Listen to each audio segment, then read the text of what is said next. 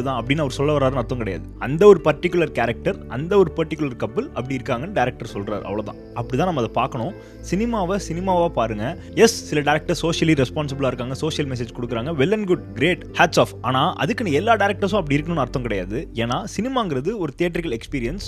R நீங்க ஓடிடில பாருங்க, எதுல வேணா பாருங்க, அது ஒரு 2.5 hours 3 hours ஜர்னி, அவ்வளவுதான். அதோட அதை முடிச்சுக்கணும். அதை விட்டுட்டு அதை ரியல் லைஃப்ல அப்ளை பண்ணுங்கிறது இஸ் நாட் நெசசரி. இப்போ நான் ஒரு ஹாரர் படம் எடுக்கிறேன்னா நான் என்ன கோஸ்ட் ப்ரோமோட் பண்றேன்னா, உதாரணத்துக்கு நம்ம வடச்சென்னை மாதிரி கேங்ஸ்டர் ஃபிலிம்ஸே எடுத்துக்கலாம். அந்த படத்துல த்ரூ அவுட்டாவே வந்து ரவுடிசம் இருக்கும், டயலாக்ஸ் இருக்கும், எல்லாமே இருக்கும். தட் டசன்ட் மீன் நார்த் மெட்ராஸ்ல இருக்கிற எல்லாருமே அப்படின்னு அர்த்தம் கிடையாது. அப்படி ஒரு சில மக்கள் இருக்காங்க, அதை பேஸ் பண்ண கதை தான் அது, அவ்வளவுதான். அதை அப்படிதான் புரிஞ்சுக்கணும். அந்த மாதிரி ஃபிலிம்ஸ்ல கிளைமேக்ஸ்ல ஒரு நல்ல மெசேஜ் சொல்றாங்கன்னு வச்சுக்கோங்க, நம்ம அந்த மெசேஜை ஃபாலோ பண்றோமா இல்ல 3 மணி நேரம் படம் ஃபுல்லா ரவுடி படம் அதை முத்திர குத்துறோமா சொல்லுங்க. நான் அதுக்குன்னு எல்லா படத்துலயும் மெசேஜ் இருக்குன்னு சொல்லல. ஏன்னா இப்போ மங்காத்தா மாதிரி ஒரு படத்துல எல்லாருமே ஈவில் கேரக்டர்ஸ் தான். அந்த படத்துல ஒரு சோஷியலி ரெஸ்பான்சிபிள் மெசேஜ் கிடையாது. ஆனா that is cinema. 2.5 hours of commercial